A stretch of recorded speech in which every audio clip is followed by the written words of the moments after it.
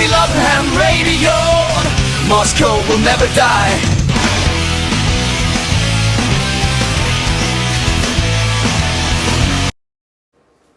Hi folks, it has been ages since I've had a chat to you. Had a fantastic trip to Europe and had a big rest from ham radio. I have to admit, I did miss it, and I'm back in the shack and we're back on attempting to get the Soda Monster working.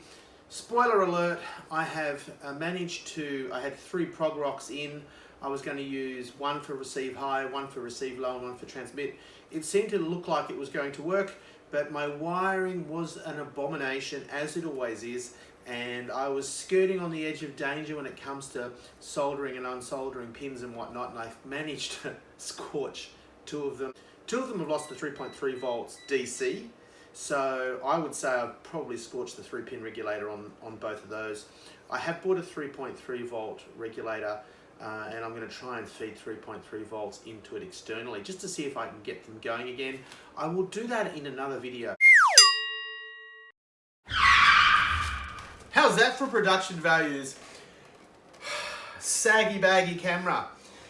What I'm going to do is, rather than continue on struggling with that project, I'm really enjoying just playing around with all of these circuits. And in a previous incantation of the Soda Monster, I built a Colpitts oscillator, old school VXO with a variable capacitor, and I thought to myself, why not take that Colpitts oscillator, marry it with the transmitter I built in the receiver, and build myself a 40 meter transceiver. This will be the first transceiver I've built completely on my own. I've built kits obviously, but this will be the first actual transceiver, because those of you that have watched the channel initially will know that when I first got my license after 30 years away from the hobby, I decided to build a totally homebrew station, and we built ourselves the Mooncake transmitter and the Chocolate Box receiver direct conversion for 80 meters, and had a great old time making contacts on that equipment. And it was just very exciting to build my own gear, roll my own gear, and get a working station and actually make QSOs on stuff that's very rudimentary. So I've decided to continue with that excitement, and I'm going to build myself this 40 meter transceiver, and I'm going to try and get it on the QRS net probably next Tuesday, and maybe make some contacts. But I do want to show you what I have so far and get a video up so that you can see what's happening in the shack. So let's scoot over to the test bench and have a look. So folks, we are back at the bench, and this is the original Colpitts oscillator that I had. Now, worked reasonably well with my direct conversion receiver over here. It's part of a Drew Diamond design, but if I was going to use it for transceiver, I need to find some way of having a CW offset. So what I have done is I've added this potentiometer, and I've had to add a little resistor here as well because it was killing the oscillation at one point. What I've done is I've added this in parallel with the resistor that's in the emitter leg of the Colpitts oscillator. And you can see, I don't know if you can see it or not, but across the contacts of this potentiometer, I have a Schottky diode. And you might be saying, oh, why have you got a diode there? Well, the reason why I've got a diode there is because it is reverse biased, and we're changing the voltage, the reverse bias voltage across that diode. And believe it or not, for those that don't know much about electronics or much about diodes and how they operate, this is using the reverse bias diode as a capacitor, a variable capacitor. And so what happens is, as I vary the reverse bias across this diode, the depletion zone that's between the P and N junction in this diode gets bigger and smaller, and that changes the capacitance value. I'm not going to use this video to describe how a varactor diode works, but I will put a link in the description below this video to a gentleman who does a great video and a great explanation of how that works. What we do need to know, of course, is that it does work. I'm going to show you the screen of my Hermes light using Thetis. You'll be able to see on the waterfall where this oscillator is falling, and I will also show you very quickly the oscilloscope and the waveform I'm getting from this oscillator as well, because you might be interested in that too. And you might also wonder why things blow up in here. Well, they blow up because I create a damn mess. This is the remains of the SOTA monster.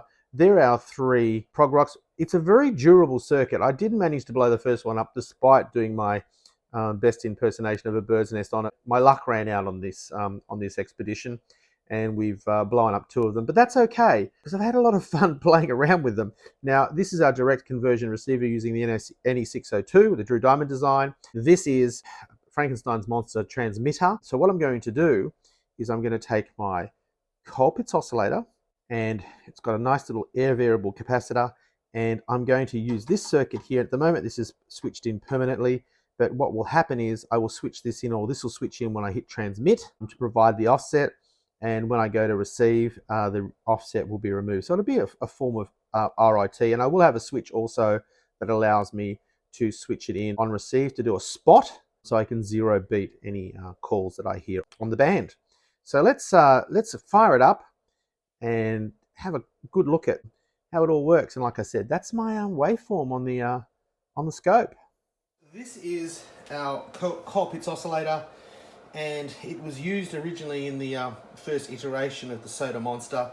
And what I'm planning on doing is using this in a transceiver, my first full transceiver for 40 meters. Built a transmitter receiver combination for 80, but I've never done this for a transceiver. It's a Frankenstein monster's effort, but I'm hoping you can hear the receiver in the background as I tune into where it is on the actual band. So that is our oscillation. Now, if you look at the screen, I'll put the screen, it'll be somewhere over here. This is the coarse tuning, and you'll see on the Hermes light waterfall as it moves down the band. We've got a bit of frequency agility there, and this is using this air variable. Old school, but I love it. Now that I'm doing a transceiver and I don't have a separate VFO, I'm going to need to find a way to receive incremental tuning, or create an... I'm going to have to find a way of creating an RIT or a CW offset. Now over here we have a potentiometer, and this diode is here, and it's actually acting as a capacitor. This is a Schottky diode, and it's reverse biased. I've got a little resistor here because it was killing the oscillations, this pop, but that's all working now. This switch over here switches between the banks of crystal so we can get wider bandwidth. And I will also put a link below to my description of how a diode works, where I don't think I discussed this aspect of the diode. So you can learn a lot about diodes if you watch the videos in the links below. So what happens is, when you are using a transceiver, you need to 0 beat for CW, which basically means if I use the same frequency I'm transmitting on to receive, I will be 0 beating with the other station and I won't be able to hear them. So I need a slight offset of about 600 hertz. So what I've done is, if we just tune this back in again so we can hear it, I need to go the other way.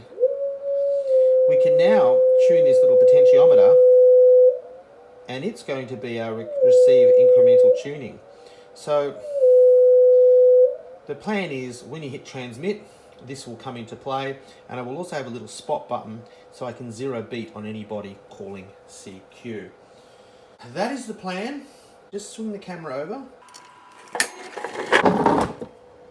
I'm fairly confident now that my little transmitter here and the receiver that I've built care of the Drew Diamond design will become a nice little transceiver that I can play around with, and I'll try and do a QSO on the QRS net in Australia.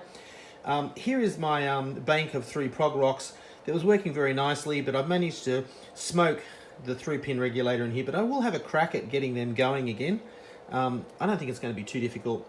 And yeah, the SOTA monster is not dead, it's just on hold. So I'll jump back in the shack, and we'll talk about what's happening in the near future, and we'll wrap this video up.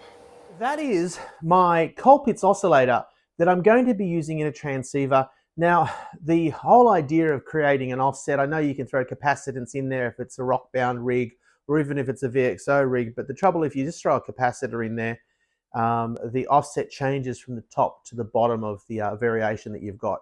So I really wanted to have a way of varying that. And this is something that I did a bit of research on, and the varactor diode and using a RIT control seems to be the best compromise, and it will allow me, I think, enough offset, CW offset, so that I can zero beat stations and create a working transceiver.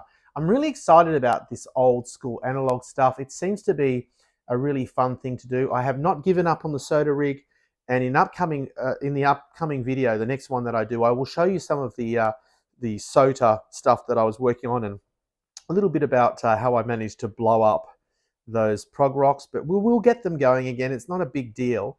And like I always say, the destination is not nearly as much fun as the actual journey and the learning process and building. And I'm always just excited about the next project that is coming up. So thank you for sticking around right to the end, and I will see you in the next episode of The Art of Engineering 7.3. Oh, and hopefully the next episode you will actually see me, or in an upcoming episode you will see me working that rig QRS on the QRS slow Morse code net here in the great southern land, Australia.